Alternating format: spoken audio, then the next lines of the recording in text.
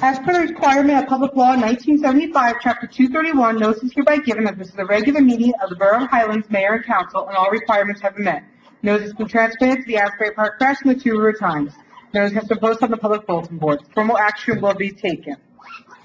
Roll call. Councilmember Roswell. Here. Councilmember Breon. Here. Councilmember Diorigo is absent at this time. Councilmember Ryan. Here. Mayor O'Neill is absent. Workshop agenda, marijuana update.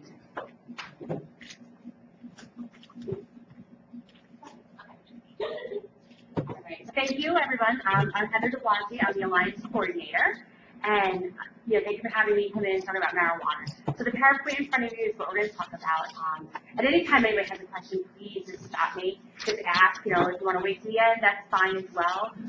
But just really an informational period about marijuana, especially as we're on the cusp of legalization in the state of New Jersey.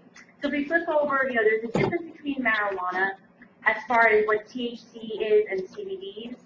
THC is a Schedule I drug as well as the CBD, but CBD is a substance that comes out of the marijuana plant. When you look at THC, it's the part of the plant that creates the high. It's the pure high. It has no medical value at all whatsoever, where CBD does not get too high. Most of the CBD and the strains of CBD have been bred out of the plant, either by hybrids or by botanists and chemists and everybody else. So it actually can be totally extracted from the plant so that THC and CBD can be separated. There is medical value in CBD, but there is no medical value in THC. THC is psychoactive. It also can cause psychiatric breaks. It is linked to schizophrenia, where CBD is not. There is no psychiatric abilities connected to CBD. High levels of CBD plants also do contain THC, but it can be something small as 2%. So where it can be separated, there always will be some type of connection. There is a product called Epidiolex, which is 98% CBD, and that is a product that is legal in other countries, and our FDA has not approved it yet, but that is a product that will be coming over for people with epilepsy and other medical conditions. When you look at THC2, it's one of, and depending on the studies and the research we find, it's one of 400 chemical compounds in marijuana, or one of 116, depending on the research. The future focus of marijuana, when we start looking at research, other than the medical aspect, and if we put the medical aspect aside, is in the THC, because they want to increase the THC compounds to create more of a high and more of a different state as well. If you flip over as well, that is just a picture of different marijuana plants and how they would fertilize them and what it would look like in a dispensary as well if they're growing it there as well. Next page is the difference between recreational versus medical marijuana. When we look at medical marijuana, a lot of people confuse the two with recreational versus medical. Medical marijuana has been created and there are laws for medical marijuana. And those are for people who have wasting diseases or cancer or end of life. There has been adjustments to the law for people with epilepsy. Recently, post-traumatic stress disorder was approved for somebody to have a medical marijuana card. Children are now allowed to have medical marijuana as well, but there is a link that there's a caution with CBD, especially the different products that are coming out, the CBD liquids that are coming out, that they're afraid with the epilepsy and the overstressed brain of a child with epileptic seizures, that CBD may produce more seizures, but the problem is that the research isn't there to back it up. Because when we start looking at recreational marijuana or any type of marijuana, like illegal marijuana, it's all the same thing. So it is illegal in New Jersey. So because, as other states as well, I'm going to say it's not just New Jersey, but most. So when we start looking at it, it's a Schedule I drug from the DEA. So being that it is a Schedule I drug and it's considered to have no medical purposes as a Schedule I drug, there's testing that has not been able to be done. And that was nationwide. Now that other states are legalizing marijuana, testing is able to be done, but unfortunately there are no long-term effects. Now, like I said before, if you look at marijuana, THC and CBD are in the plant, the natural plant. So people will say, well, I can smoke marijuana every single solitary day and I have benefits from it. Of course, there could be some links to benefits because it does have that CBD in it, but it's not the pure CBD. When we start talking about marijuana too, marijuana could be the plant, it could be shadow, which is a higher concentration of THC. It also could be the oil as well. And the oil is a very high concentrate and a very, very small dosage of a CBD oil is in that concentrate as well. When people start hearing about marijuana and legalization of marijuana in different states, they look at what they think of it as decriminalization. Decriminalization is a separate issue from marijuana and from legalization. A drug can be illegal, but it can also be decriminalized in the fact that the penalties may not be as stiff, people may not go to jail, and it can be totally restructured depending on the legal ramifications of that. The statistics I have here, is that 0.7% of all state inmates were behind bars for marijuana possession, where years ago there was a figure that was published that 80% of people in prisons were there for marijuana possession and marijuana-related crimes, but that is a false statistic, and this is the most recent one as well. 99.8% of federal prisoners sentenced for drug offenses were incarcerated for drug trafficking, not for possession. So when people start hearing of legalization of marijuana, they start going on the basis of, racial discrimination, clear out our jails, and other avenues of that as well. And as we flip over as well, so the next one is the myth of infamous tax revenue. When people hear of marijuana, the first thing people think of right away is Colorado. Colorado made billions of dollars, and if you look here as well, in 2007 it totaled around $9 billion. 5.5 were collected, and then combined less than 10% of the $185 billion were in alcohol. And then when you start factoring out the different costs, there's also social costs. So why states or towns or different parts of the country are pulling in billions of dollars, they're also paying out in billions of dollars for things like healthcare, treatment services, motor vehicle deaths. And we'll get into a little bit more of that as we go on. And then the bottom fact there was that tobacco does not yield revenue when taxed because they spend more than $200 billion on social costs of smoking as well. So one of the things that I know people, when they start saying don't legalize marijuana, one of the things people get upset with or really are concerned with is that the youth. So we start looking at children, and people will say, well, you have to be 21 to have legalization of marijuana. Same thing as alcohol, but as we all know, there's underage drinking, and we all know that underage drinking is an identified problem in this area. Our municipal alliances all throughout Monmouth County, all but one, have identified underage drinking as the primary concern versus heroin versus marijuana. Neptune was the only one who took on marijuana. Every other alliance in Monmouth County has taken underage drinking. So we know the kids have access to it. We know that they're getting it. We know kids are using it with their parents. We know parents are providing it for the kids. And we know that they're able to go to different locations and different places and buy it and purchase it as well. When we start looking at that, what would be the correlation to marijuana? Kids are going to smoke it with their parents because they're doing it now. Kids are going to be able to get it from a big brother, a parent, wherever it may come from. So when we start looking at our youth and our school impacts, when you see Colorado, Washington, Oregon, Alaska, and the District of Columbia, Washington, D.C., when they legalized marijuana, when you look at it, it rose above the national average for aged kids 12 to 17 in all the 5 jurisdictions. So it actually increased on drug use. Leading the nation in the past year of marijuana use among that age group, which is at 12 to 17, is Alaska and Oregon. And Colorado, which everyone uses as the gold standard for the legalization of marijuana, actually holds the top ranking on many things as we'll go through. But first-time marijuana use among youth represents a 65% increase since legalization. And then, of course, a young adult youth as well, 18 to 25, is also increasing as well. Toxicology reports show that the percent of adolescent suicide victims are also testing positive for marijuana and have increased as well. So suicides are up. When you start looking also too at the data that Colorado puts out, there's the Rocky Mountain Colorado Society every year puts out a report. And when we start looking at that report every year, you can see that deaths are up, expulsions are up, discipline rates are up. And then when you start looking at the breakdown of it, and you start seeing increase in drug use is up, smoking is up, sexual assaults are up. Everything has increased, and that is for this age group and that's school-age children. So we haven't even hit the adult population as well.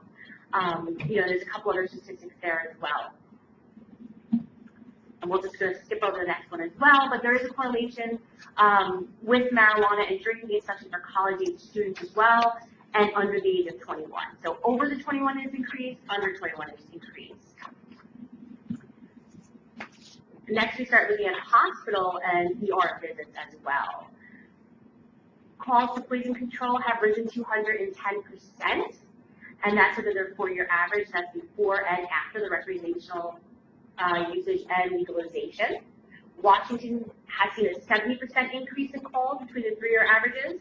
Colorado, when we start looking at marijuana-related emergency room visits, have increased 35%. And that has been broken down, so that does include the automobiles, it does include accidents for decision-making. When you look at Central Oregon hospitals, they saw a 2,000% increase in emergency room visits, and that was due to marijuana poisoning. And then if you look at the one hospital in Oregon, they also had an increase in marijuana-related emergency room visits from 229 from the year 2012 to 2,251 in the year 2015 as well. Another argument people will say for legalization is that if it's legal, people will no longer, turn to the black market or street pharmacists / drug dealers, and that we'll be able to put them out of business. But unfortunately, what happens is there has been a 50% increase as well on the black market. And what happens is in a dispensary, people are only allowed to buy a certain amount of marijuana. And then what happens is if they want more, they can't necessarily go back into the same dispensary and buy more. They then have to find another avenue to buy it. So then what happens is the street trafficking will actually increase as well. In 2016, Colorado law enforcement confiscated 7,116 pounds of marijuana, 252 felony arrests, 346 highway interdictions of marijuana in 36 different states. The mail system also is infected, as well as because people ship drugs, as we do know, throughout the mail system. So that means the Postal Service will also see an increase as well. One of the trends that people are doing now is that they will ship a package to someone's home that they know who's working, and maybe they send a thing of sneakers, let's say, and they'll have marijuana shipped in the sneakers, shipped to somebody's home that they know is working all day. They will intercede and get the mail. So there has been an increase in that as well. There's a couple of statistics as well that you can see there as well. I know. Of just this, that you probably should do a whole meeting of just this, a special meeting. And I'm trying to go quick. I know we're limited on time too. I know with crime as well, crime is, always something that people are worried about, values of homes, people start looking at, the population of arrests and stuff like that. So there's an increase of 11 times faster than the rest of the nation since legalization in Colorado alone, which was 8.3 increase of property crimes and an 18.6 increase in violent crimes. And that doesn't include the adolescents that we had talked about before, because that was a different increase. So that is separate as well. The National Institute of Health, with dentistry of marijuana, linked to increased property crimes in all areas. So it wasn't just one specific area that maybe had a higher population of drug use or drug trafficking to begin with, but rather it was all across the board as well. 54% increase in public consumption. One of the problems that Colorado has is that they didn't have any kind of ordinance or law for people to camp out in parks. So what happened, and there's a documentary on it, Marijuana Acts, is that people have traveled to Colorado and they're out there and they don't have jobs, they don't have homes, they didn't really plan ahead other than they can go out there and smoke all the pot that they want. It's legal, not free as in they don't have to pay for it, but free as in, it's not illegal. And what happens is it has created a huge homeless population, actually in Colorado, and people have turned to the parks. So people are camping in the park with tents. People are not even having tents, but are just homeless in the sense that they're just there and that they're under the influence of marijuana, but that has increased the homeless population. And now there's that issue to deal with besides, the marijuana and the increase of all these different statistics that have happened. But now there's a whole new population that has to be served as far as housing, shelter, food, educating, and that type of thing as far as the homeless population. Also, we look at public consumption, that if the legalization of marijuana does go through, that it is illegal to smoke or consume marijuana any place that you would not be able to smoke necessarily. So that means that people couldn't be smoking in front of the doors. The sad part is that people who smoke don't always obey the 25-foot rule or the 50-foot rule, or don't smoke in a public place, or don't smoke in a park if there's an ordinance. So sadly, what happens is people are walking through, I call it the big puff of smoke, with their kids, and they're breathing it in. So even if you do not want to partake in it, it still can affect the person who has to walk through, say, to get into the mall, or get into a hospital, or walk in a park with their children and want to play. So that leads into secondhand smoke. When we start talking about secondhand smoke, there are no real statistics and real studies on the effects of secondhand smoking related to marijuana, because it has been a Schedule I class drugs, and we haven't had the research yet on it. I hate to cut you off, but we need to get through 2 other things in 9 minutes, and I don't think that's really going to happen. Could I ask that how do people feel about this type of an informational session that should be held in front of the public? Very informative and scary. I think there should be its own meeting. Would you be Yeah. happy to present this as a slideshow? Yeah. Because some of the slides, it's in grayscale, so it's not, And I really you want can't to hear really about the McDonald's, Starbucks. Oh, Yes. yeah, the upcoming, yeah. What's that? Yeah, absolutely. So can we like sit together and hash out a date and then be able to present this to the public? Yeah, absolutely. Sorry, I thought I had half an hour. So as I watched the clock. Right, I right, no, apologize. it's like, the whole workshop. And we started a little bit late.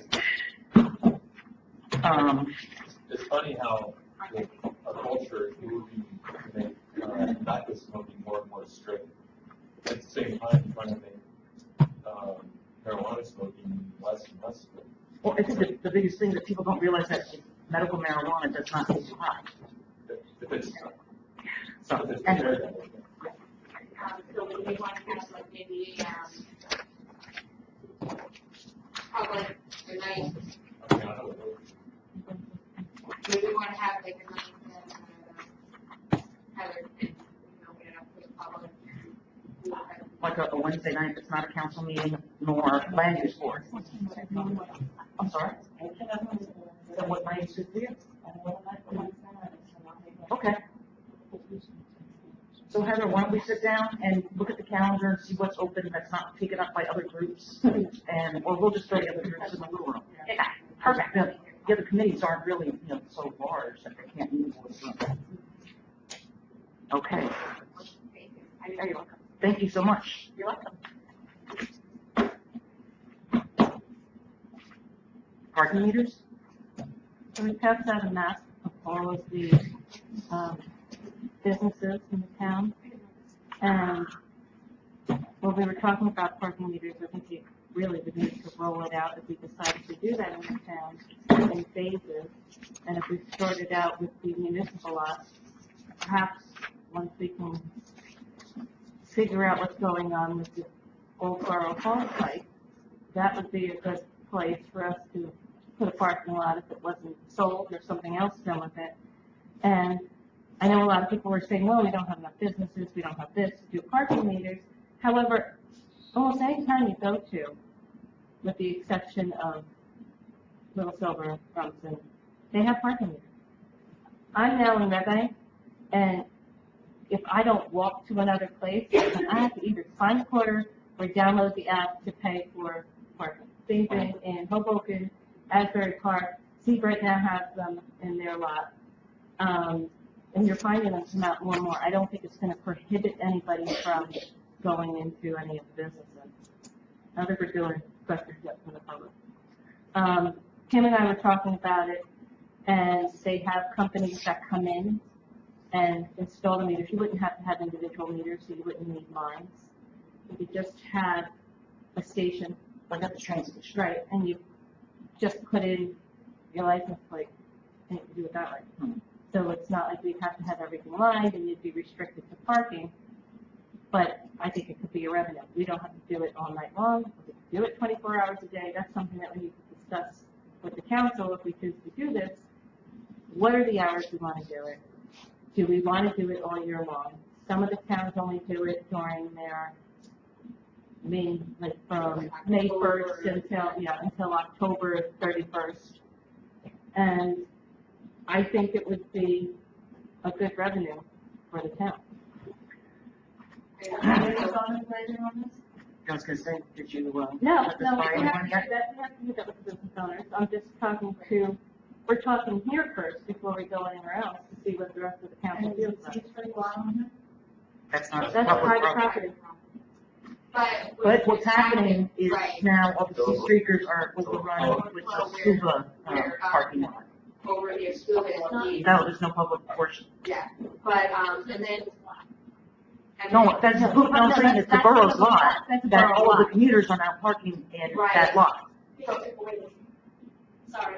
So, so for overflow, you know, we know it's the overflow that goes into the school districts, but I also see at the same cars parked there continuously, days and weeks at a time. So that would maybe change that as well, where there would be movement of vehicles. We also have That to, would be option. Five different times that we line up lot and we sell monthly passes. That's what it should be done there. Well, I was just gonna bring up the fact that you do actually They're all experience that. parking lot to the C Street people. If they want to buy it, just like they do it at the train station. Well, there's also, right, there's different steps that you No, can do. the lot she's talking about. the one near Suba, okay. So you can make it that, in any of the municipal lots, what would happen is that you have resident parking. So like right now, how we offer that for free for residents to get a parking pass for Shore Drive, you actually can come in and pay for a resident parking with a metered parking, and then you wouldn't have to pay for meter. If you're a resident, you have to have your placard when you put it in. You can also do the same type of deal that if you are somebody that's not a resident, you can pay for a monthly, quarterly, biannually, annually parking pass as well, and structure, you know, the money in revenue. So, I mean, it's something that would more or less pay for itself, you know, the meters are on state contract, there's different types you get. Would they need to be elevated because it's all in flood zone? I'm not sure if you want to insure them, yeah. Wouldn't we have to insure them? You mean put the meters in the elevation meters? I'm, Asbury Park doesn't, Hoboken doesn't. No, because I mean, they're Hoboken's in a flood area and they don't know. Like a kiosk for around $8,000. okay. And there's. I'm just throwing it out there. No, they don't. No, I think it's absolutely a good thing to bring up, right? We have to know about mitigation of floodproofing thing. In Asbury, we strategically put them on the highest elevation with the ground, lower the foot as well.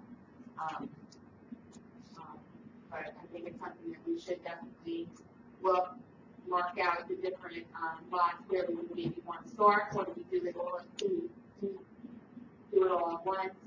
I think you have your low and your high fees.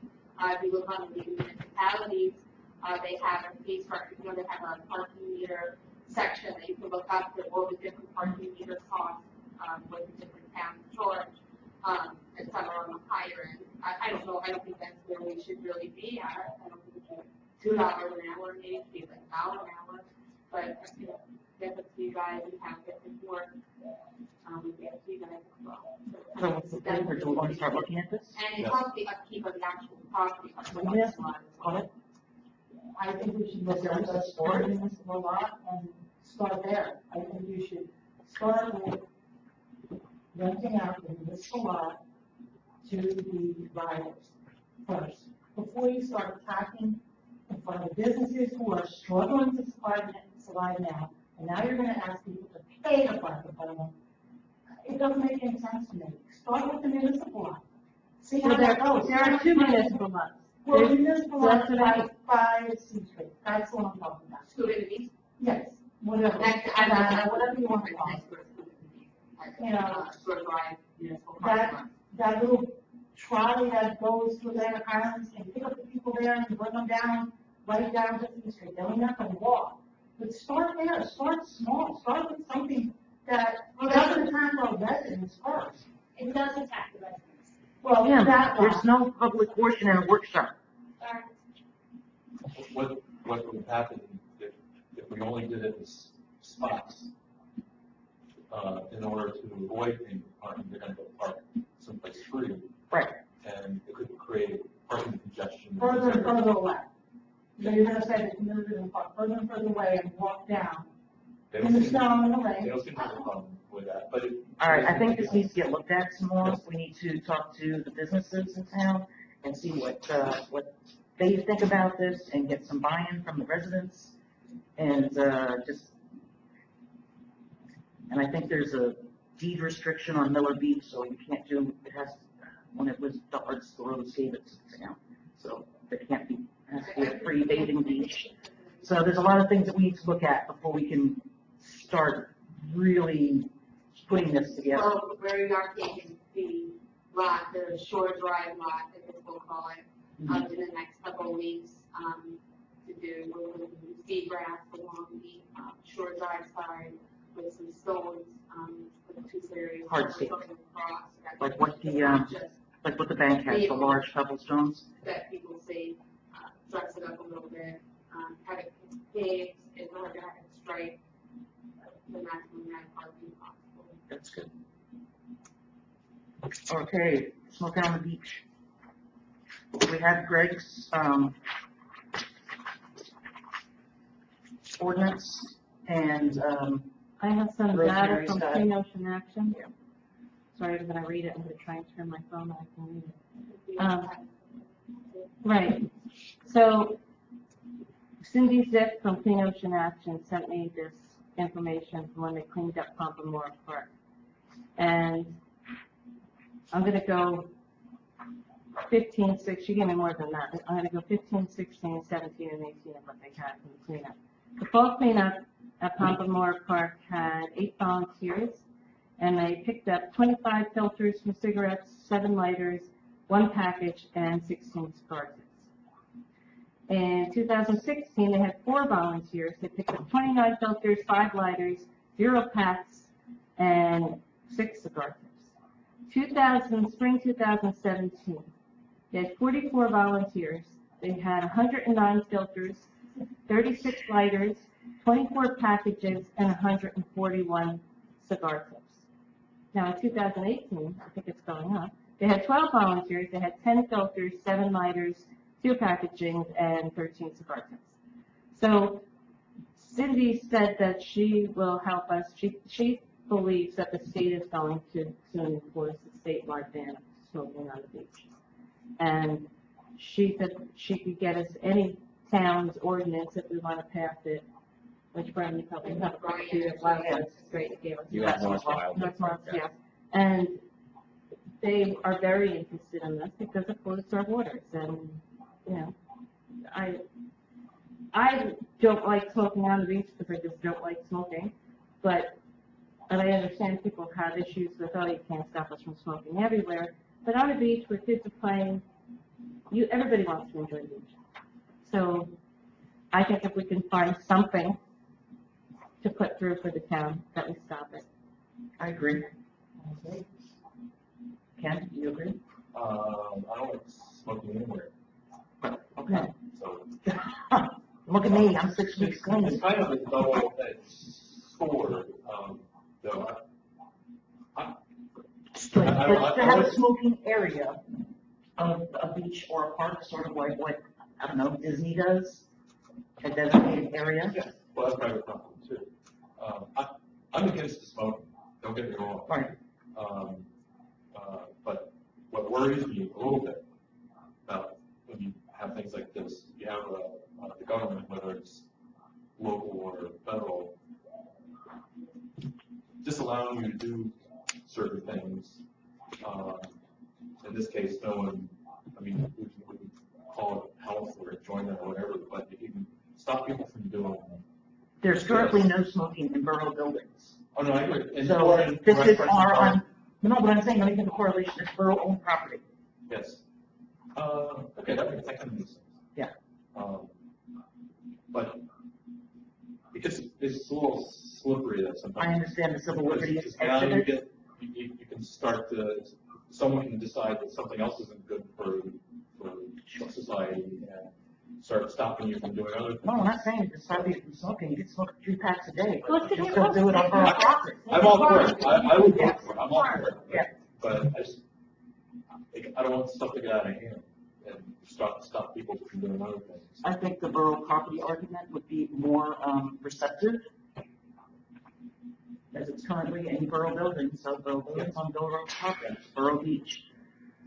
I'm. So, Brian, can you put something together that uses that language? Yes, but I've asked for specific municipal locations by lot number where you want to do I'll it. get that to you. Because what the open space listing is incorrect. But I will definitely get that over to you.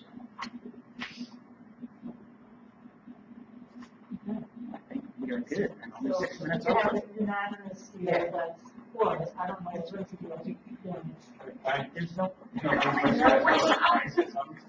Once you guys close, then. sure, once we close, motion's closed. I make the motion. Well, then we're not making kind of session. No, then we go into exec. I'm just gonna say something while you walk to executive. Okay. So, thank you. I think the more important aspect that maybe you guys didn't catch on to is that I think this is very positive PR for our community. By going out, even though, yes, beaches are probably gonna end up being smoke-free, the amount, the research doing this, the PR that's around this, using solid Mullet Beach, and they're requesting the plastic, passing the plastic. Huge PR that I think will help with our community in a positive light, especially from like a business perspective and families perspective and all that. And one comment I want to make is that please don't forget about the playgrounds. I actually personally care less about the beaches, and I can kind of see Ken's point about beaches and parks, that it's a slippery slope. There is no valid reason. Cigarette smoking, which is done by people over the age of 18, and has shown secondhand smoke to be ignored. There's no reason smoking on a playground isn't something everybody does. And that's why I put this in. The smoke from the bonfire can be just as toxic, if not worse, so you may want to reconsider our annual bonfire. Executive session resolution. Whereas the Open Public Meeting Law 1975, Chapter 231 permits the exclusion of the public from a meeting in certain circumstances, and whereas the public body is in the opinion that such circumstances presently exist, and whereas the governing body wishes to discuss attorney-client privilege, form-based code, parking lot lease, Block 56, Lot 13, contract negotiations, shared service study, wireless telecommunications consulting service. Minutes will be kept once the matters involving confidentiality of the above no longer requires that confidentiality, then the minutes will be made public. Now, therefore, be resolved that the mayor and council go into executive session to discuss the above items, and the public will be excluded from this meeting. Do I have a motion? I'll make the motion. I'm not allowed. Councilmember Boswell? Yes. Councilmember Breon? Yes. Councilmember DiRigo? Yes. Councilmember Ryan? Yes. Mayor O'Neill is absent. Sorry. Okay, here's that. This is the regular meeting of the Borough of Highlands. Mayor and council, all requirements have been met. Notice has been transmitted to the Asbury Park Press and the Trooper Times. Notice has been posted on the public bulletin board. Formal action will be taken. Henry, please stand for the Pledge of Allegiance.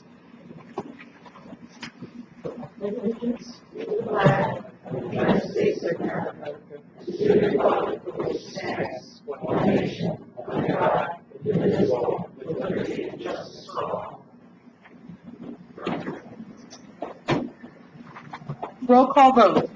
Councilmember Boswell? Here. Councilmember Breon? Here. Councilmember DiRigo? Here. Councilmember Ryan? Here. Mayor O'Neill is absent.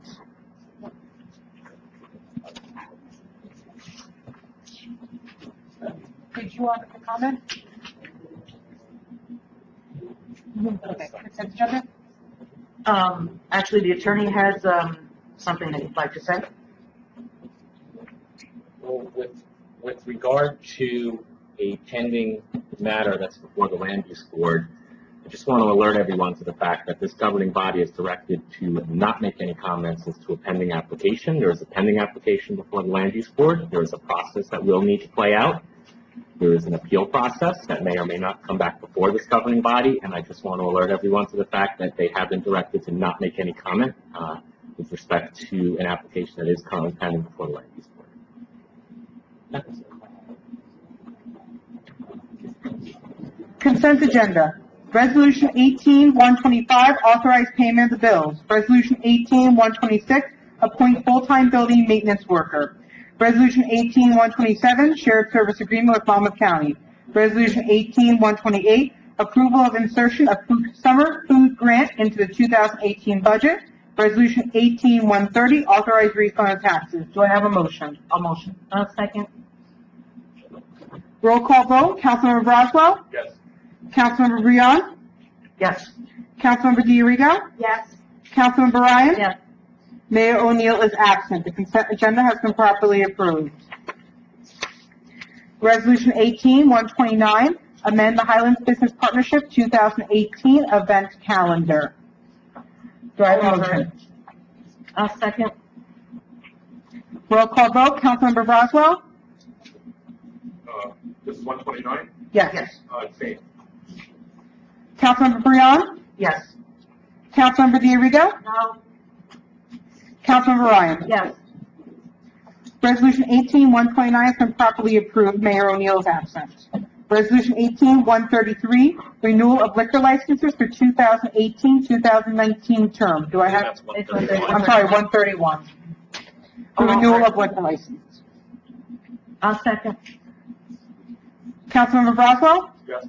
Councilmember Breon? Yes. Councilmember Diorigo? Yes. Councilmember Ryan? Yes. Mayor O'Neill is absent. Resolution 18-131 has been properly approved. Resolution 18-132, approved person-to-person transfer of liquor license 1317-33-024. I'll make the motion. I'll second. Councilmember Braswell? Yes. Councilmember Breon? Yes. Councilmember Diorigo? Yes. Councilmember Ryan? Yes. Mayor O'Neill is absent. Resolution 18-132 has been properly approved. Resolution 18-133, appoint full-time cashier. Do I have a motion? I'll motion. I'll second. Councilmember Braswell? Yes. Councilmember Breon? Yes. Councilmember Diorigo? Yes. Councilmember Ryan? Yes. Mayor O'Neill is absent. Resolution 18-133 has been properly approved. Resolution 18-134, approved time extension for award of the improvements to Valley Street. Do I have a motion? I'll make the motion. I'll second. Councilmember Braswell? Yes. Councilmember Breon? Yes. Councilmember Diorigo? Yes. Councilmember Ryan? Yes. Mayor O'Neill is absent. Resolution 18-134 has been properly approved. Resolution 18-135, approval of rescinding loading zone and designate bus stop on Highway 36. Do I have a motion? I'll motion. I'll second. Councilmember Braswell? Yes. Councilmember Breon? Yes. Councilmember Diorigo? Yes. Councilmember Ryan? Yes. Mayor O'Neill is absent. Resolution 18-135 has been properly approved. Resolution 18-136, approved Cobra administration. Do I have a motion? I'll make the motion. I'll second it. Councilmember Braswell? Yes. Councilmember Breon? Yes. Councilmember Diorigo? Yes. Councilmember Ryan? Yes. Mayor O'Neill is absent. Resolution 18-136 has been properly approved. Other business administrators report.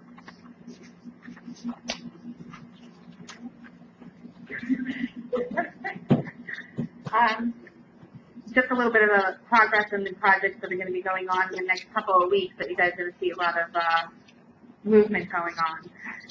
So Portland Road, the county project is going to be starting with the drainage up there. So they're going to be replacing from about a little bit above 90 Portland down towards Riker. Now, mid next week, what's going to happen is there's another company that the job was bid out that will be taking place Hillside, Portland, Thompson, Ocean View, Riker. That will be a drainage improvement and paving job as well. Mid next week, the county will come in as well, and they're going to be doing drainage improvements over to Jackson, John, Cornwall area. So you're going to see that happening, and then that road will be repaved, and those roads will be repaved as well once those drainage repairs are settled in. You have to let the the ground settled just a tad bit, so about 2 weeks after that, you're gonna have paving done, down there as well. Jackson Street, the flat valve was put on, is that duck or flat? Ductile valve was put on today, so if anyone wants to take a look at the pretty new valve that we waited for, go on down there. Yeah, so hopefully that will help along with that, the flooding and when the tide is coming in. Shore Drive, I don't know if everyone knows over near the new business restaurant that moved, that's the municipal parking lot that's over that way. That lot's going to be paved in the next couple of weeks. We're going to put some seagrass along the outside along Shore Drive and then the other street, which I'm not sure the name of it, Central. Thank you. And, some rocks just to make it look a little bit more presentable. Yeah, presentable. Yeah, aesthetic. We're going to line the parking lot, that way we can take advantage of getting the maximum amount of cars in there as well. We also are going to look at, there's a small triangle over in Cornwall area, Jackson, John, is that like that area? We're also gonna look at, doing some work over there to do some rocks, remove the grass that's in there, do some rocks, seagrass and such. Give it a little bit more of that, beachy feel to it. Veterans Park, we were out with the engineers yesterday. The electric is going to be installed. The new cabinet's going to be put in, per FEMA regulation within FIP regulations. We also are looking at doing a flat valve casing drainage pipe out there, and just doing some dressing up, riprap along the area, to prevent flooding, because I don't know if anyone went down there for the last nor'easter. The water came right up and over that wall, so that's not doing too much work there. And for those of you that don't know, riprap is large stones. It's not some term that most people would generally know. Sorry about that. And I'm in the office every day during the week.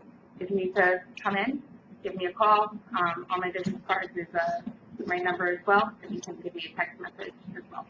Okay.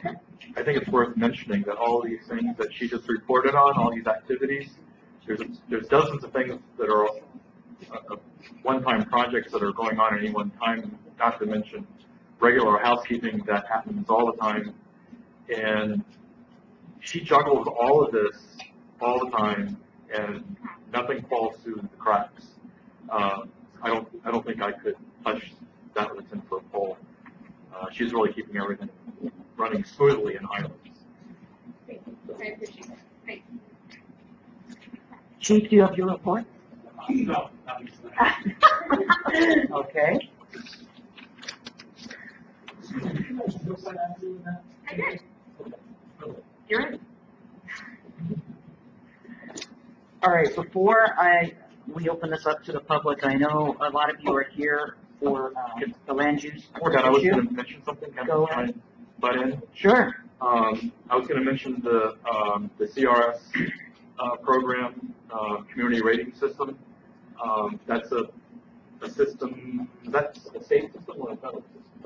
The federal system, that the town could participate in, that if we meet certain requirements will help lower the cost of our flood insurance. We're looking into participating with that. We're probably going to apply at some point. After the maps are done. There's some things we're waiting on. We're waiting on some things from FEMA and FIP to happen, and then there's some things that we have to do before we apply. But once we get started with it, it hopefully will have an effect on the cost of our flood insurance. And as time goes on, we can work on the point system and get it lowered even more over time. I don't know if there's anything you wanted to add. Kim had a meeting with County planning and the, and there are some things that we're gonna do. I'm gonna actually look into doing some shared service for some of the inspection work. I'm going to look at doing some shared service for some of the inspection work. So it's a process, and just know that we are on it, and we're gonna get the town involved with the saving. Because it will not just be the borough saving money, it will be the homeowners. Yeah, I wasn't talking about the borough's flood insurance, I'm talking about everybody's property's flood insurance. So it's a new good thing.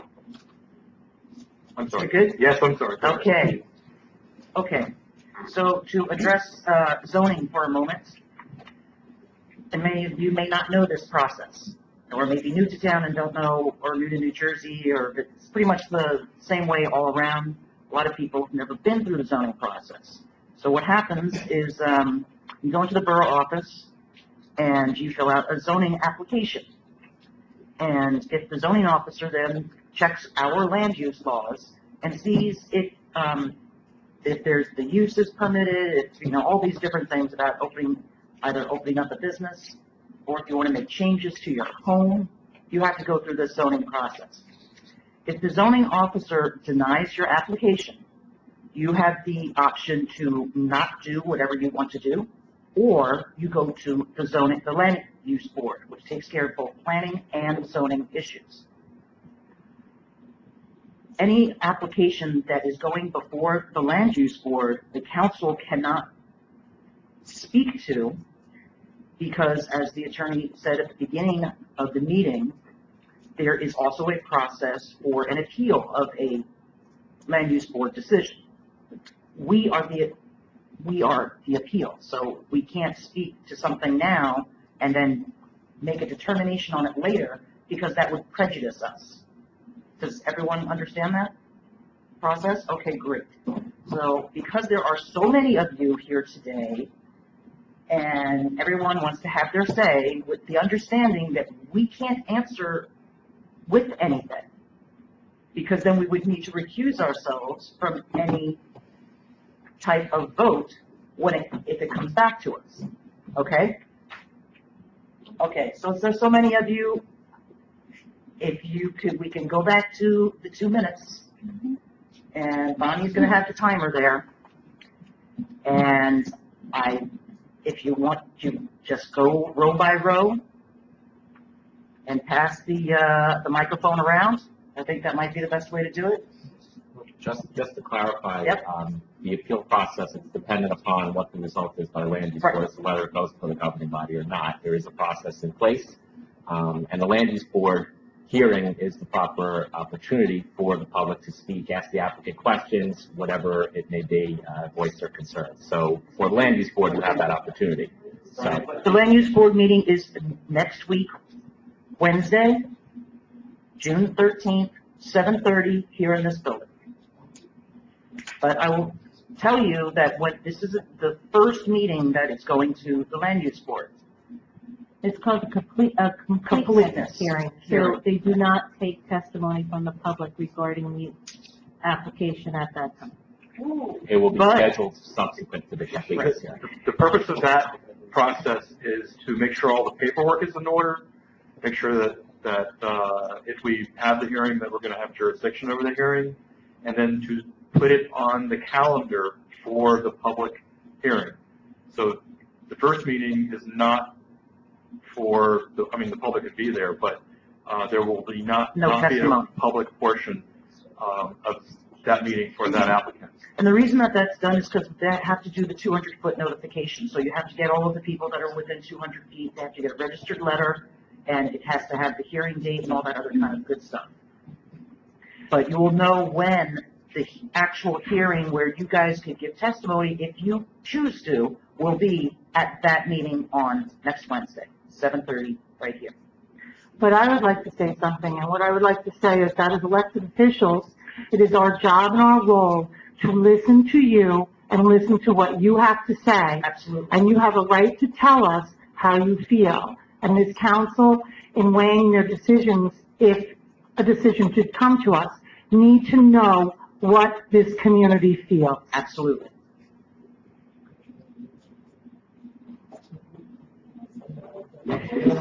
Okay, Hang on. before you speak, please state your name clearly, first and last, your address. I also ask that you speak into the microphone so it's clear. At 1 minute and 30 seconds, I will raise my hand the first time. At 2 minutes, my hand will be raised again. Please ask that you respect everyone's time and use your time and pass it along. Thank you. If you don't mind, we're gonna go roll by roll. Yep. I'll pass them up. Thank you, Chief. You don't It's have to already say on. anything if you don't want. Is the red light on? You're coming to me, I don't need one. It's better for the recording.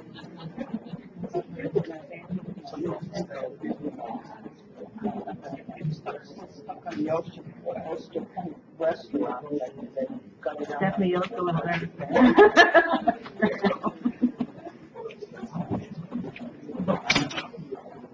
I think, do you wanna go first? Yeah. I think it's okay, she might get it on there. Adina Philippine, 103 Story Drive. Wait for the clerk. Sorry. I need to write those. I'm sorry?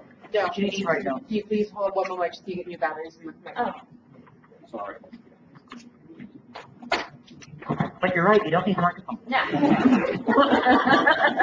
Don't need one.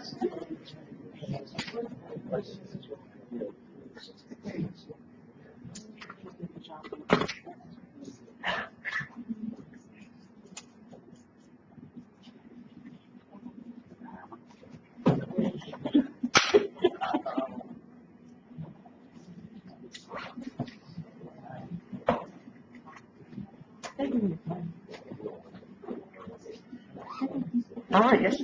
Go on. If you don't have any, you can use it here, if they want to have a box.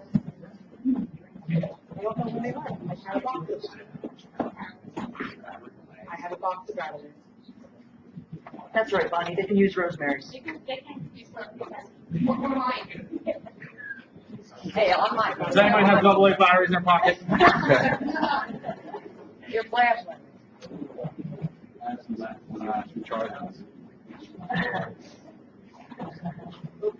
If only there was a general store in the area.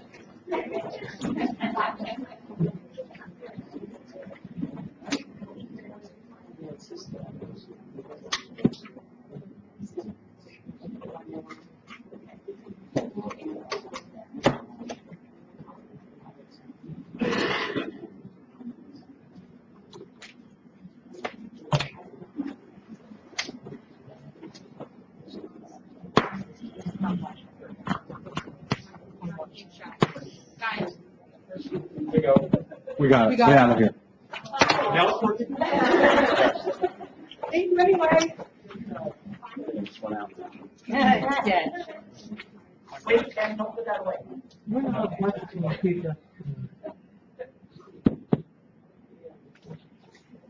Flash. Testing, testing. No. I'll choose yours, put it over there. I'll work on it. Okay. Just not another version. They're all up. All the lights went out. Answer my question. Now they're back up. How's that? All right.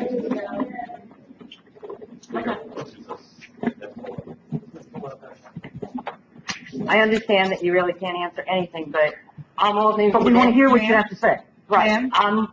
Can you please state your name and your address for the record? Adina Philippine, 103 Shore. Right around the corner from the church. Question is that I'm hearing detox, I'm hearing, is it going to be meetings, people that are going to be living there being detoxed? We can't answer that. The applicant is, told us that he would be here. Sorry. So, when it's their turn to talk, they'll, I'm sure, give a little spiel. And you said about the land use board, we can't speak at the meeting. Just the first one, you can give testimony at the second meeting, then when there's an actual hearing. When there's an actual hearing. This hearing is just to make sure they have all their paperwork correct, and that they've notified everyone. Now, will they say that in public, all paperwork, what's on the paperwork, or no? What they do is, at the meeting, they will say that the paperwork is complete, that's why it's a completeness hearing, and they will set a date for a public hearing. At that time, they have to send out their notices to the residents within 200 feet of the establishment, and you will be notified when the meeting will be. And but it will also be announced at the next meeting. Oh, okay, okay. All right, thanks. I have it, this works now. Hello. Yeah, I do want to say something. Sure. My Can you name, please, can we have the applicant speak, and then that might answer some of your questions.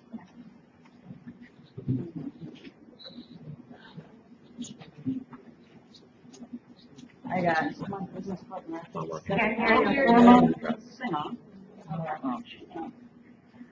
is the red light on the bottom? It's on? It's on. It's just, okay. All right, so basically, this is Name what and we address. will be doing. Name and address, please. My name is Erin Sherman, and my address is 6090 Yellowstone Drive, Lantana, Florida. My name is Justin Sabatino. My address is 2627 East Hurley Pond, Wall Township, New Jersey. So basically, it is going to be a short-term detox, which for anybody that has had no experience with detox or has knowledge of what that means is clients will be coming to us, they will be staying there for 5 to 7 days, usually about the average. The point of it is to get them medically detoxified from the substance they are using so that they can then go to further treatment, which would not be at our place. It would be with another treatment center that we would work with, or, I mean, honestly, everyone has different situations. However, they will be indoors, attending groups, and for anyone who knows anything about detox, they sleep a lot. There's not going to be any reason for them to be engaging with the public, or even, I mean, they won't be outside. Basically. Yeah, basically. No, I mean, it's true. Okay, no crosstalk, please, ma'am, please. I mean, the reality is when someone enters a detox, they go through a medical assessment period, work with the doctor, they're giving vitamins, substances, a wellness program, in order to get them physically detoxified from the substance, so that they can then be able to have some sort of formal treatment beyond that in order to seek recovery. Okay. If you could just repeat that, then I think everyone will have the gist of what you're saying. I was going to say, actually, it might be even better if you could just come up to the podium and just leave it there. We'll have people come back and forth. Because then that way, it's close to you. You have to be a little bit close to the microphone. If you're gesturing with your hands, then we're not losing what you're I'm saying. sorry. It's that little bit of a talent. So if you could just give us that last bit again so that everyone can hear Okay, so when someone enters a detox. Closer. It's essentially a medical assessment and psychological assessment period.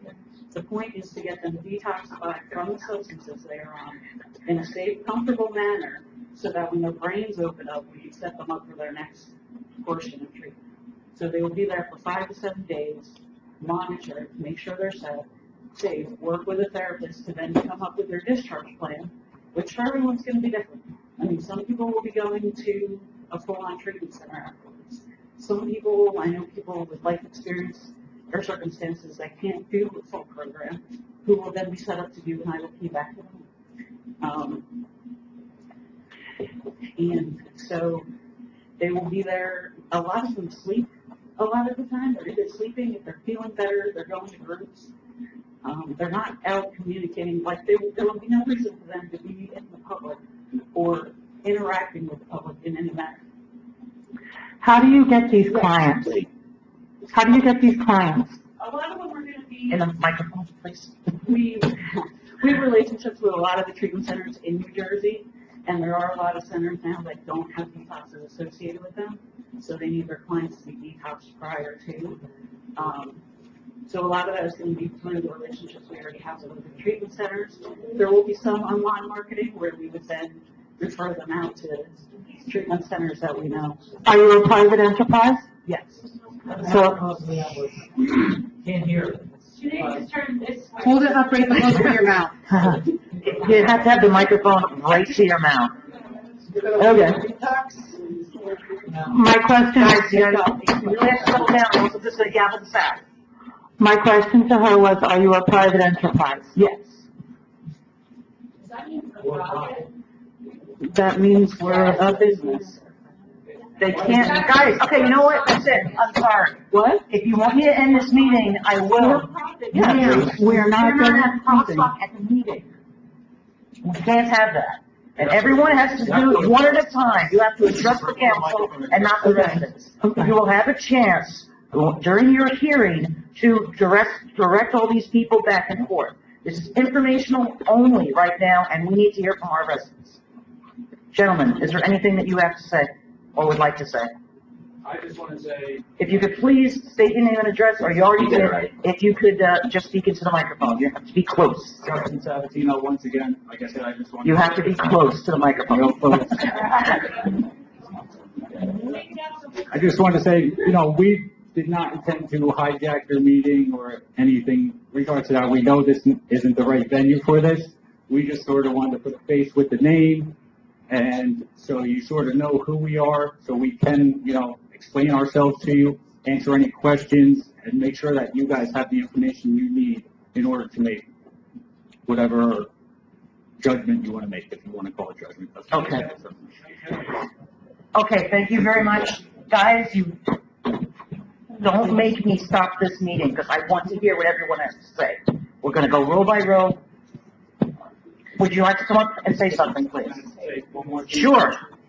We'll hang outside for a couple minutes. Well, Why don't we're you gonna, stay and listen yeah, to us? that's what, but then, like I said, if you want to hijack the meeting, we will say after. Please. Can you please My state your name name? is Georgia Pantelides. I live at 354 Shore Drive. If you could please face us and direct your comments to us, not to anybody else. That's how this works. What was your? My name And is she didn't hear.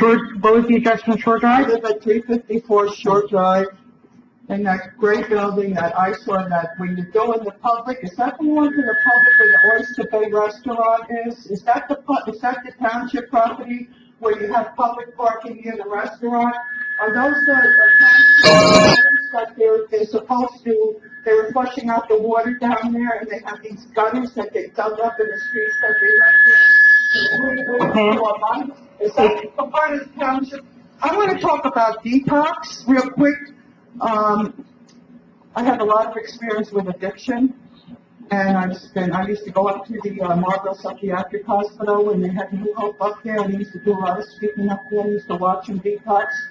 Back in the day, they had a hospital and environment when people were detoxing. It's a physical detox. It takes longer than a week to detox physically. It takes at least 2 weeks. Then there's an emotional detox. Then there's a psychological detox. It takes time. And I'm all for 12-step programs. I'm all for the AA meetings. I'm all for giving any hard drug addicts any kind of morphine to help them detox. But my opinion and my feeling is that this needs to be put into a hospital environment, not in the middle of town. Where you have children. I see the children on Halloween. I didn't know this town had so many little children. And they're saying that these people, are they going to have any security guards or any kind of law enforcement to keep an eye on these people when they're detoxing? Because when you're coming off drugs, and you're coming off hard drugs, and you've got people here who can't even stand up for a local community, you're going to deal with hardcore drug addicts? I don't think so. And whoever said on Facebook, I wasn't going to come tonight because my feelings were hurt. Somebody said something really negative to me on Facebook, and my feelings were really hurt, and I didn't want to come. I don't know what made me come. But I have a lot of experience with alcoholism and drug addiction. You'll have more of a chance to talk when you go to the land use board They hearing. don't give a shit about nobody but Okay, profit. that's They it. don't care about the Ma'am, please. Please, language. all right, listen up, everybody. As you can see, there's a lot of feedback. So what we're going to do is we're going to put the microphone here. Okay? You need to come up here, say your name and address, and then address the council. There will be no cross-talking. Nobody's going to turn around and answer any questions from anybody in the public. Does everybody understand that? Sure. And keep in mind your time to question the applicant or raise your questions is before the public hearing at the land use board. That is an independent, autonomous board. You are before the governing body. That is not, will be before the land use board. That is a separate board, and you'll have an opportunity to do that.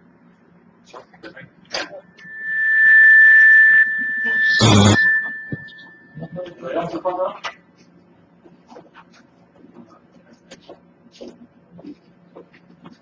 My biggest concern, Ma'am, Name name? and address. Maria Carrozza, 179 Bay Ave. Can you hear me? Can you hear me? Let's just give her a chance.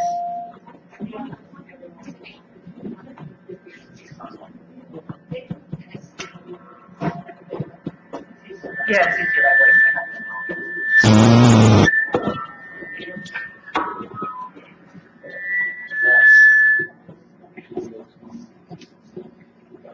What I don't understand, I guess, better than my biggest concern, what I don't understand is how this facility in this location could be beneficial for any addict.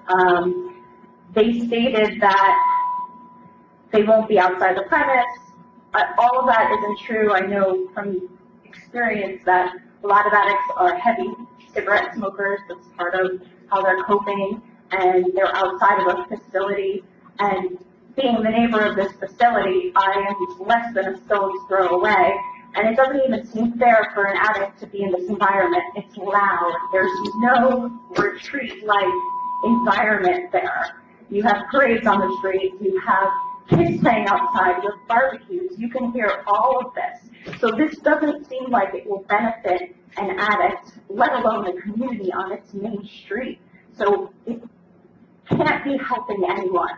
And I don't know why you would choose to put this in the center of a walk-in community and to disrupt so many lives that have worked really hard to get our town back in order after already a very devastating time. So, you know, it just doesn't make any sense.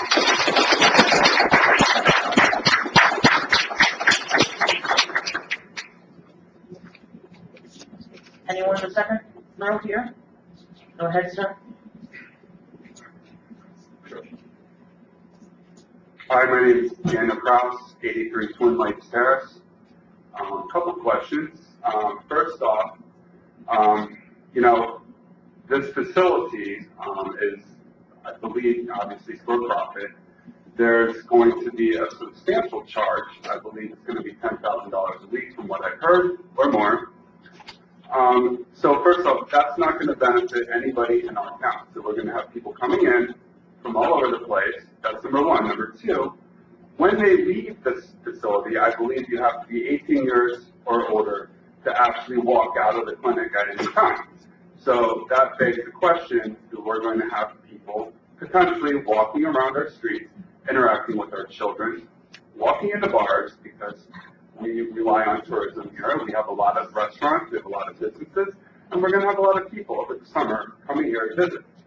So that's number one. Number two comes down to financial. All people that own homes here have invested a lot of money in moving to this community, as did I. I moved here from Hoboken 2 years ago.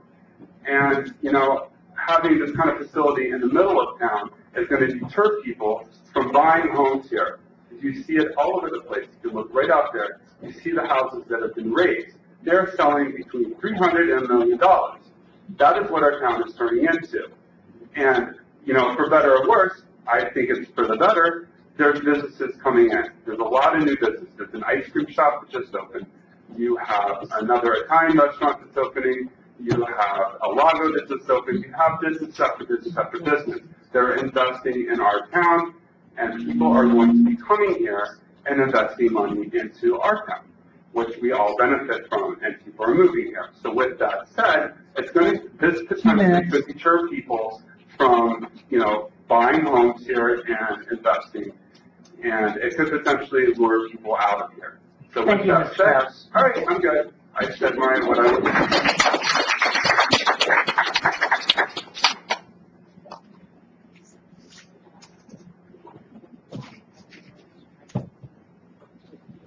There are some seats up here. People in the back don't want to stand, or you can grab some chairs that are over in this corner and put them out. Anyone else in that second row? Second All row. right, Carol? No, I don't want to talk about this, is there going to be time to talk about other things? Sure, talk about whatever you want. Right now? This is the public portion. This is a public portion, this is a public portion, just an efficient way to handle this many people. Go ahead. Okay.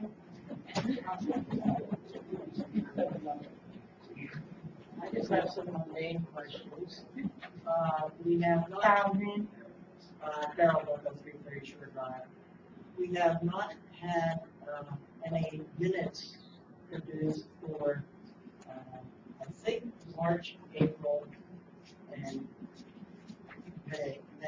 May, of course, you didn't vote on any minutes tonight, so. Better not screech.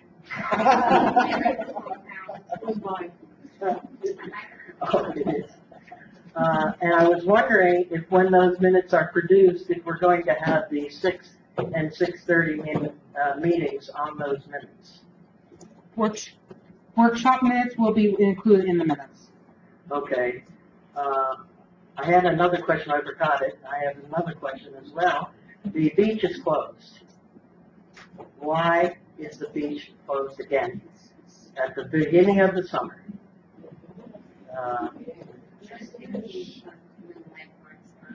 No, it's been closed, fecal content. They did come back out, and it's clear. Well, I just. If you read that article in the Asbury Park Press, there were very, it was. Actually, I heard that on Channel 62. Oh, okay.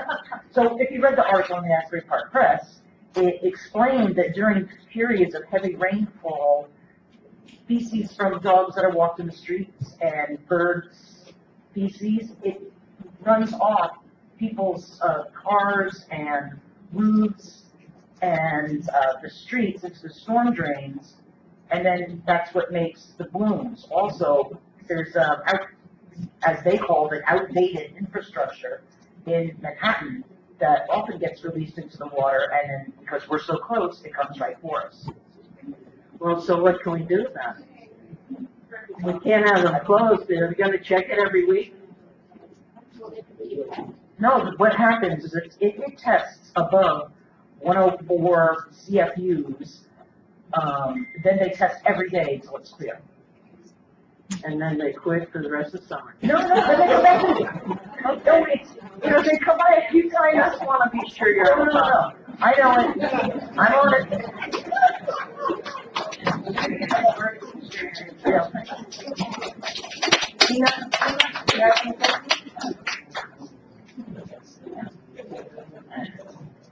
Tina Kemmer, 164 Linden Avenue. I actually have a question not related to the land use bill. I just wanted to make sure I understood resolution 18135. Does that mean we are keeping the bus stop there on the corner of Waterwich, the transit bus stop on the corner of Waterwich and 36 by the elementary school? That's Yes. yes. We're keeping So the the one that's correct. always been there is staying there. It's not gonna disappear. 'Cause Yes. that's like my bus This stop. was an old, this was an old resolution that we did when there was work being done to the grammar school. And it should So have been like a rescinded long time, ages it ago. just needed to be wiped. Yes, off the it should have been books. rescinded ages ago, and it wasn't, so this is just housekeeping. Okay. The other thing I wanted to ask, a couple of times now, we've had electrical blackouts for bizarre reasons. It's like a beautiful sunny day, and then all of a sudden the electricity goes out. It happened last Saturday, middle of the afternoon, and it was a really nice day. And before that, it happened in April. It was like just like it's nothing, you know. I'm used to living here with a big thunderstorm or heavy wind, and then everything goes out, which makes sense. Does anybody understand what's happening? Why we're having these intermittent electrical outages that seem to be for no apparent, you know, climate reason? They're Nobody happening knows. upstream from us, they're not happening in town, it's not from infrastructure. So it's happening outside of. Right, from the of transformers Highlands? that are elsewhere, that So he there's does. some kind of a transformer issue? Well, we Okay, don't, oh, sorry, she's raising her hand. I don't know which one it is. So we don't know what it is, I just thought maybe there's some new issue. Since Hurricane Sandy, it seems to be like something different is happening now when our electricity goes out, it's strange. Okay, so nobody knows. Sure, yeah, Not really, because they don't, I actually look into the transfer, they do have a big dance in it. okay. And before, I just want to squeeze in, so this whole thing with this rehab center, you know, I've lived in the city for a million years, right around the corner from Bellevue, and I'm telling you, it's really bad news, these rehab centers. I suggest that you go to the land use board to voice your opinion to that board. Okay, thank you, but it's just bad news. Absolutely. Thank you. It is. Chairman? Go ahead.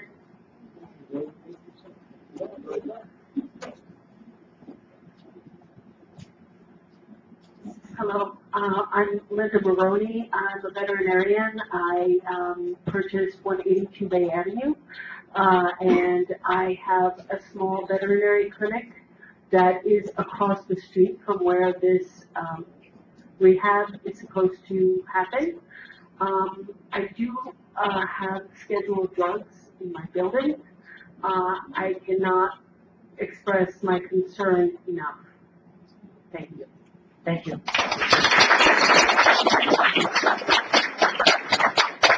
Anyone else from the second row?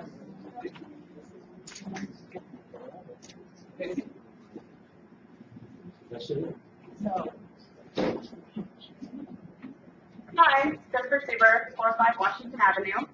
I just wanted to make it noted that within the 10 minutes I've been sitting here, I looked up the different facilities in the area, and they do have their own detox program that is medically supervised. That's it. Thank you. Thank you. Anyone else from that second row? From the third row?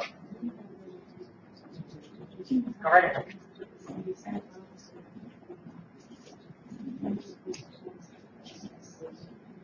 Good evening, my name is Janice Barnico, 11 Wardale Avenue. I had the experience last month twice going to Northbrook, the facility in Blackwood, New Jersey, for people who have many different problems. The security check was more than you can expect. You had to empty your pockets. You could not bring a stick of gum. You could not bring a piece of candy. You could bring nothing. The security was tighter than Newark Airport. And I just want to give you a heads up on that. Go feel free to visit Northbrook. It used to be a state facility. It is now privately run for profit. So hopefully things will work out for this town in a better way than Blackwood. Thank you. Thank you. Anyone from the third row on this side? Okay, what about the fourth row? On this side? Come right up.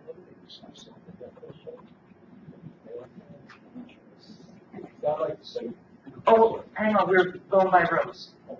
Good evening, everybody. Thank you for giving me the opportunity to speak. Tom Reed, 7 Sun Harbor Avenue, Highlands, New Jersey, right over here. I just want to say, when it comes to quality of life issues, we've got to respect each other's opinions, and it's got to be transparent. You know, the days of people coming in and dumping on the Highlands is over. I understand it may be a noble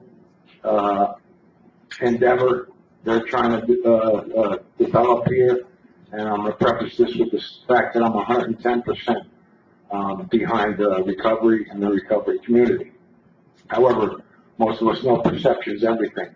For a long time, we must admit that we haven't had a stellar reputation of the Highlands. I've been in the Highlands my entire life. As of the past 3, 4, 5 years after the storm, I want to, really tip my hat to the folks of the Highlands who stuck around and put their blood, sweat, and tears and money into this town. It's commendable. But the last few years, I've been having people come down and say, Tom, I haven't been in town in a long time, and everything looks good. People are really proud of their properties. The police department's on top of their game.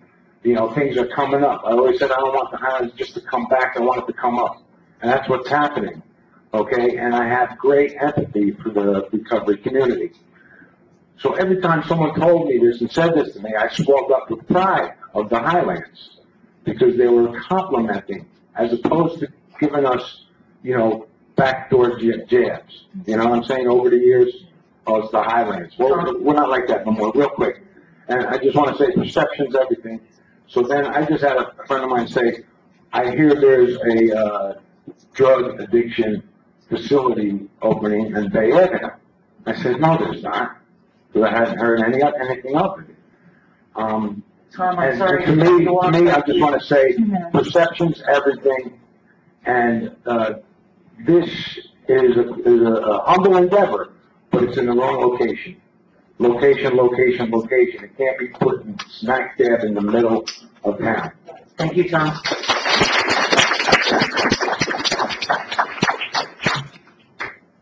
Anyone else from that last row?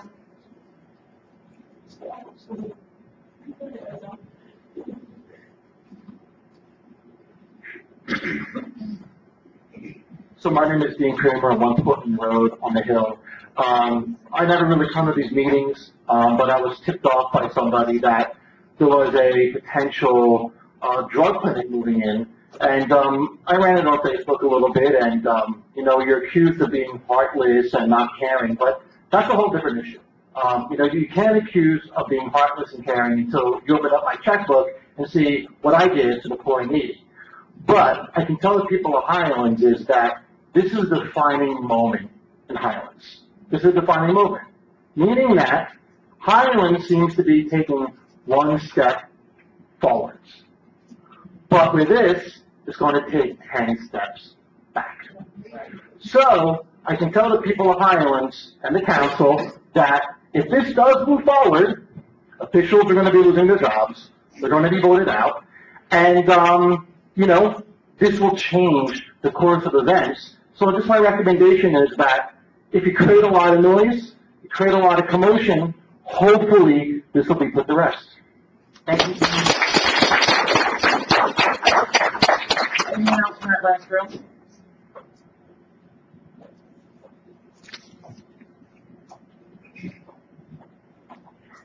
Good evening, my name is Linda Mazzola. I live at 200 Marina Drive, and I'm a fairly new resident to the Highlands. I moved here in July from Monmouth County and from Sayreville. All the people that I know from Monmouth County said, why in the world would you want to move to the Highlands? It's a dumping ground, which is basically what I was told. I came here, I'm proud to live here. I cannot believe the increase in property values that I have seen just since last July, and I can't believe how well this community has overcome Sandy. And I, in spite of what all the people told me about moving here, am proud to live here. I feel that this facility, although I do sympathize with anyone and everyone who is battling drug addiction, I have friends who have battled, and I have family members who have battled. However, putting a facility like this on our main street, smack dab in the middle of our downtown area that is currently just starting to come up after Sandy is a mistake. It will negatively affect the financial value of your home, and it will stop people from coming here and spending their money and enjoying this area, which is the last thing that we want, because we have just started to turn the corner after Sandy. I wasn't here then, I can't take any credit for that. However, I did buck a lot of people to move here, and I am damn proud to live here. And I will not allow anything like this to go down in my neighborhood with my children, my neighbors, my visitors, and the people that I love. Again, not all people who are struggling with drug addiction are bad people. However, thank you. However, I have managed people who have issues, and unfortunately, these drugs do have a tendency to just make good people do bad things. And directly to the two individuals who want to open this facility, you could speak to the individuals and you could ask them questions and get answers at the next meeting. Why don't you open this facility in Florida or Wall Township?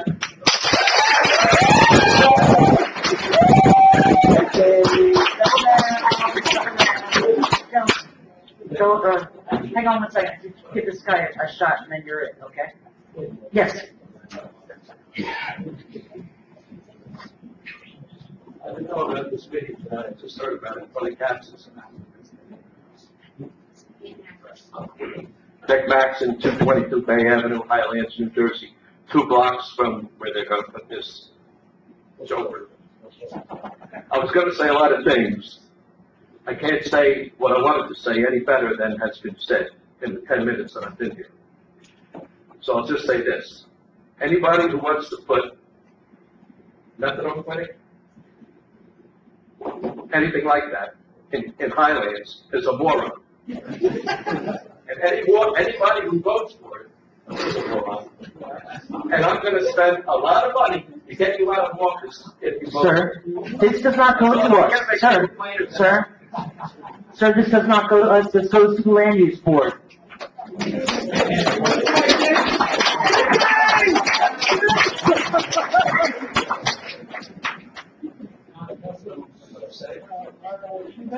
Hi, Kevin Connolly, 347 Shore Drive, Highlands, New Jersey. I was the principal in the Bronx when this exact same kind of project at T-Dot Center was being put down across the street from the school, a block away. And same promises, and all of us agree we want to help these people, but it's not the right place. For my school, what I found, which I just want to add something new, it was the ancillary people that came who preyed upon the people who were getting treatment, or their friends and associates. They were the ones that caused me a big problem, not so much the people who were in the facility. And I ended up having to actually change the entire egress of the school because I couldn't use the back of the school anymore because the people that think I congregated. And I said, it wasn't even the addicts, it was people there that were the friends, associates, or the other caused problems. So, this one right here, you got it right. You want to help them, you do it in the right place. This is not the right place. That's all. Thank you, Kevin. Anybody else in that room?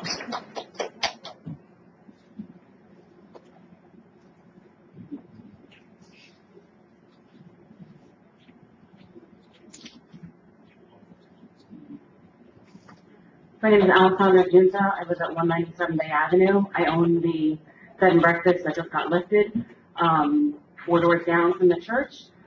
I just want to say, no one has brought up yet, but our town cannot handle a medical facility where we have a first aid squad that currently has a GoFundMe page on Facebook. So we are woefully under-equipped to deal with detoxing people, especially those in their first 5 days of treatment when they are really, really at their most vulnerable. It's very upsetting to me. We have invested 15 years of our lives into our house, into making a business and a home. And quite frankly, I don't want it. I don't want it next to my house. And I know that might sound mean, but I don't. And while I sympathize, Bay Avenue, in a town that's a square mile with 1 main road, we don't need it. We don't need it. Thank you. Anyone else? As we're losing the rows, anyone else that wants to speak, and if you want to, you could just queue up. Hold on. Go ahead, Sam. I was just trying to get attention to that online real quick. Name and address for the record, Next please. for a short drive, I should know the by now. I too also want to see people get help that they need. Not just addiction, but, you know, at the police meeting the other week, they talked about domestic violence. I think, you know, seeing the meeting posted on Facebook this week, why have we not been advertising AA and domestic violence and Overeaters Anonymous and whatever help people in this town need? I'd be fine with this center in town, but not in the middle of Bay Avenue. Put it up on 36. We've got a redevelopment plan happening for Shadowline. Put it up there, where it is not where kids are walking past to school. It's not where you're going to have the Taste of Highlands, which let's all admit, not a sober event, walking up and down the street all day on a Saturday on a gorgeous summer day. Not to mention the parade. You can't tell me everybody on the street during St. Patrick's Day in Spielberg. They have all their pre-gaming before the parade. This is not the place for this facility. Put it anywhere else, up on 36, out of the downtown area, but we can't have, oh, and just some quick math, It's an over $5 million business that's not gonna bring new residents to town, because they're gonna come for 5 days and they're gonna go. Are they gonna move back to where they detox? I don't think so. It's people who are coming here spending $10,000 a week, not in any of our restaurants, not in any of our shops. So we're bringing in possibly a $5 million business that's not gonna do anything for our economy.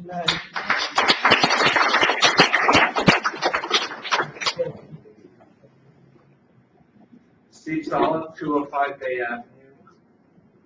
I own the custom shirt shop. I doubt they're gonna buy any shirts from me. They might steal them from me. But anyway, understand this is a money-making proposition for these two people over here. And also, the amount of people that are gonna come in and out. Detox is 5 to 7 days, you know, it's not dependent on anything else. So what happens is you're gonna have, let's say there's 10 beds or 10 rooms or whatever they are. You're gonna have 520 people during the course of the year come through this town, like a mill. And who knows what's gonna happen? How do they get in? How's the security, like Janice said? You know, you just don't, there's so many different variables to consider. The infrastructure in this town cannot support it. Okay, we have enough problems, I think, that are going on with the needles being found around town that I'm not sure that we need this. Thank you. Thank you, Steve. Would anyone else like to speak?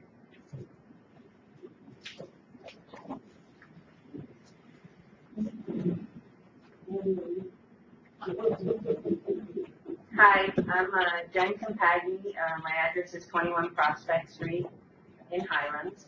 I can't say I'm a local, but I've lived here for over 20 years, so sort of a local. And I've led the OLPH Community Garden for over 10 years, and that serves over 120 local families every week. So my appeal is about serving our local community in a way that makes a difference. 3 points. First, we have a master plan in Highlands, and all of you guys know it. We paid a lot of money for that plan. It's been redone over time, and it's there for a reason. This is outside of our master plan, and we need to pay attention to that plan and why it was put in place and what it means for the future of this town. Second, I don't think anybody here needs to be swayed that this is a NIMBY issue or a not in my backyard. That's bull, okay? We've heard it. They aren't saving their own people. They live outside of this town. And we're here because we care about this local community, and that's what's important to us. This is not an NIMBY issue. So I read the Facebook stuff. That's baloney. Third, and it's been said before, our medical services in this town are all volunteer. We are not in a position to support a for-profit business that will rely on us and only us in their most dire situations. When the shit hits the fan, who are they going to call? They're going to call our first aid squad, our police officers, our fire department. Our police, of course, they're paid. But the fire department and the first aid squad are all amazing volunteers in this town that serve the local community every day. And they're not in a position to serve a for-profit institution. I'm all for providing support and non-profit support for our friends and family that are suffering from addiction. I know those people. I've been with those people. I serve those people every week for the past 10 years at that food pantry. 2 minutes, thank you. But this is not for that, and we need to pay attention to what's going on here and not let go. So please come to the meetings and don't let it go. Thank you.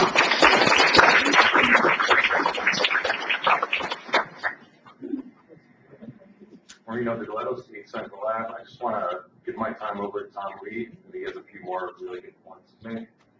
You can't do that. You can't go twice. No double dip. No double dipping. Why not? Not the line sitting here. So I agree with everything that everybody said. Can you here. make his It points? doesn't I was make gonna say, can you make his points? Can you get his list? I actually can't because he has his own points that Okay. are better than mine. Then from your own words. So I agree with everything that everybody said here. I think it's an inappropriate place. I think there's a lot of issues to be concerned about, including the ancillary harm that might happen with whether it's their friends that are coming, parking, many, many issues that I think should be addressed next Wednesday at that zoning board meeting. I think everybody here should show up at that meeting, because that's where the issue really is right now. Exactly. The council will deal with this at some future date, hopefully Maybe, not. maybe not. But it's next Wednesday, which is where we should all be, so hopefully we'll see you there. Thank you. Would anyone else like to speak? Okay, and with that, I will make a motion to adjourn. Thank you all for coming. I'll second. Thank you all for coming. Have a good night. Thank you.